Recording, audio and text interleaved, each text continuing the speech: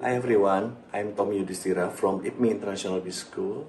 Today I will talk about mind mapping of corporate finance, lecture by Professor Roy Sembel. Please enjoy this video.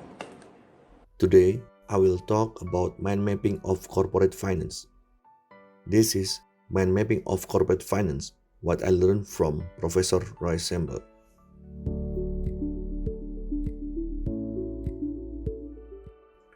Understanding corporate finance is the party that regulates the company's finance. This finance division takes care of how the company handles funding sources, capital management, and investment decisions. Corporate finance is primarily concerned with maximizing shareholders' value through long and short-term financial planning. In corporate finance, we also learn about financial management, capital budgeting, security analysis, corporate restructuring, efficient market hypothesis, fraud and trading. Next, we will talk about financial management. Financial management is an effort to plan, manage, store, and control company assets or fund. Implementation must also be done carefully so as not to cause problems in the future. Therefore, the company requires qualified supporting equipment. Goals of financial management consist of basic objective, operational objective, social objective, and research objective. How to manage financial management consists of capital structure, working capital management, asset structure, revenue management, cost management, cash flow management, growth management, and risk management. Good corporate governance, or often abbreviated as GCG, is a practice of managing company in a trustworthy and prudent manner by considering the balance of fulfilling the interests of all stakeholders.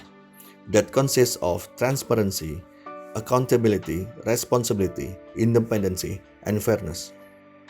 Principal agent problem in a political science, supply chain management, and economics, or also known as agency dilemma or the agency problem, occurs when one person or entity or the agents is able to make decisions and or take actions on behalf of or that impact another person or entity.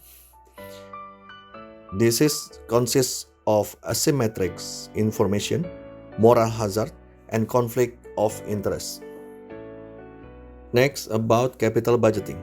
Capital budgeting is a complete process of analyzing projects and determining which projects are included in capital budgeting, which consists of the time value of money and the methods.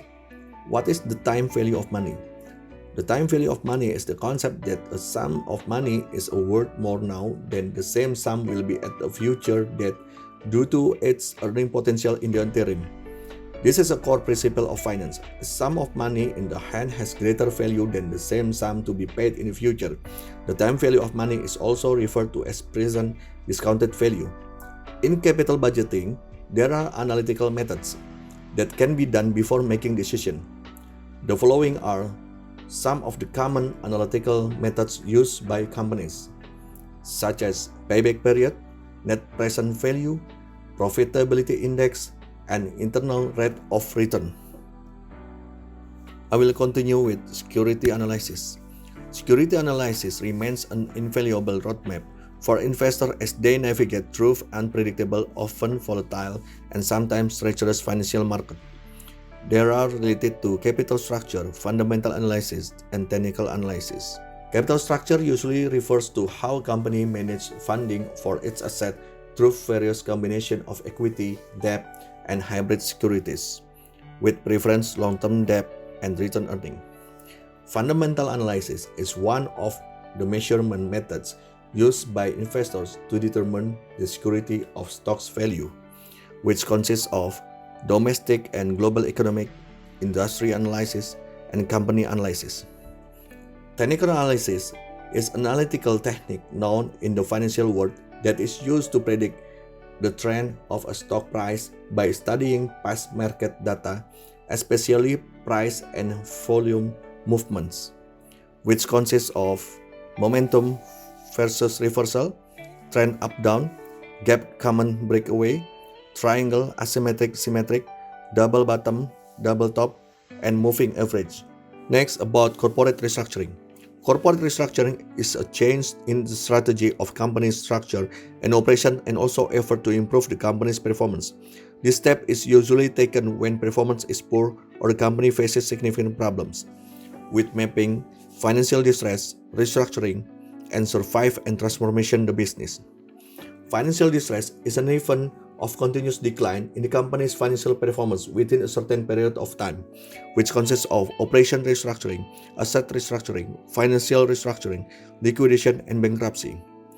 Restructuring is an action taken by a company to significantly modify the financial and operational aspect of a company, usually when the business is facing financial pressure, which consists of capital structure, working capital management, asset structure, revenue, cash flow, growth, and risk management.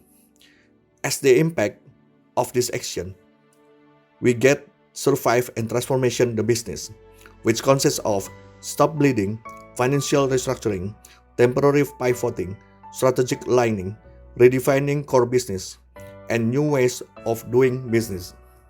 I will continue with efficient market hypothesis, which consists of definition of efficient market, international finance, perfect capital market, and the question of why company pay dividend. Efficient market hypothesis is alternatively known as the efficient market theory. Is a hypothesis that states that share prices reflect all information and consistent alpha generation is impossible.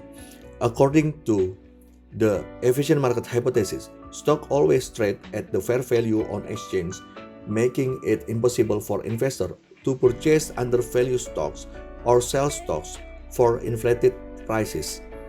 And the next, international finance, sometimes known as international macroeconomics, is the study of monetary interaction between two or more countries, focusing on areas such as foreign direct investment and currency exchange rates, with divided into foreign exchange rate and arbitrage. Foreign exchange rates, which consists of forward, future, and option, and arbitrage consists of locational, triangular, and interest rate. Perfect capital market.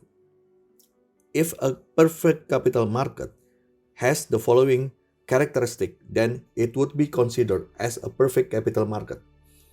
In a perfect capital market case, assuming complete markets, perfect rationality of agents, and under full information, the equilibrium occurs where the interest rates clear the market with the supply of funds equal to the demand. And the question of why company pay dividend. Paying dividend also companies to share their profit with shareholders, which helps to thank shareholders for their ongoing support via higher returns and to incentivize them to continue holding the stocks. I will continue with fraud and trading, which consists of unethical versus illegal, fraud and abuse, fraud triangle, and whistleblowing. Unethical versus illegal. Unethical defined as something that is morally wrong, whilst something being illegal means it is against the law. In an illegal act, the decision-making factor is the law. For unethical act, the deciding agent is the man's own conscience. An unethical deed may be against morality but not against the law. Fraud and abuse, or fraudulent act committed by one or more people in order to benefit themselves. In the economic field, fraud is often committed when writing financial statement. Fraud triangle is a term used to describe three conditions that cause fraud in the company's financial statement. Fraud triangle consists of pressure, opportunity, and rationalize. And the next, the whistleblowing. Whistleblowing is a mechanism for submitting complaint of allegation of certain criminal acts that have occurred or will occur involving employees and other people carried out in the organization where they work, where the complainant is not part of the perpetrator of the crime he reports. Thank you for watching this video. Hopefully this video can help you for reference in making presentation and analysis of corporate finance. See you in the next topic. Bye.